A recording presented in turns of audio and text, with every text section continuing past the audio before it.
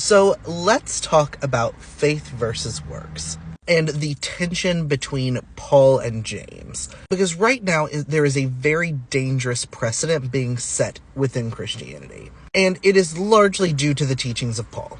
Or should I say misunderstandings of the teachings of Paul. So a live came up for me the other day. And this is what is going on. Yeah, it's weird. And while this whole thing is weird, I want to talk about what's going on up here. Christians don't sin, Christians can't sin. If you still sin, you're not a Christian. So what Paul proposed is that your salvation comes from believing in the resurrection of Christ. That it is your faith that offers you salvation. James disagreed with this. James thought that it was through your works that you were saved. So what you have here are two apostles who disagree with each other. What do we do now?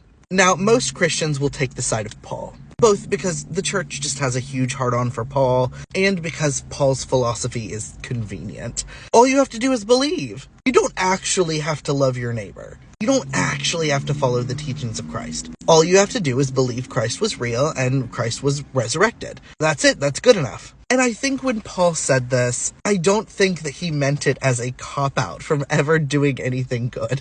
Which is, let's be real, how a lot of Christians use it. The exception to this is sexual sin. A lot of Christians see the only sin as being sexual sin, and not even all sexual sin, a sin that they see as competing with this God-ordained hierarchy that they believe in. I think what Paul was saying is like, you know, we all have our certain duties, our certain abilities. There's not these like heaven points, right? Where like the more good you do, the more heaven you get. And that's noble, because some of us simply are just not going to be able to give as much as others. And James's argument about works does fall apart there. I think Paul also believed that your faith would inspire works. The problem with a lot of Christians is that they are, let's be real, lazy. They're lazy. They don't want to go out into the world and do good works. They are taking advantage of the salvation of Christ to continue on with their terrible behavior. The salvation of Christ is a cop-out for them. They're saved, they're Christian, thus they are incapable of sin.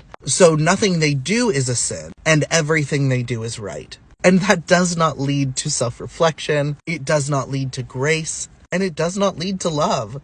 It is a path of hypocrisy. It is an incoherent worldview where gay people are living in sin and incapable of salvation, but a well-documented predator who hates immigrants and who wanted the death penalty for innocent black men and who buried his ex-wife on his golf course for a tax break, that man is ordained by God.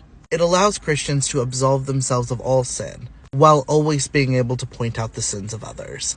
None of us are free of sin. We are all sinners here.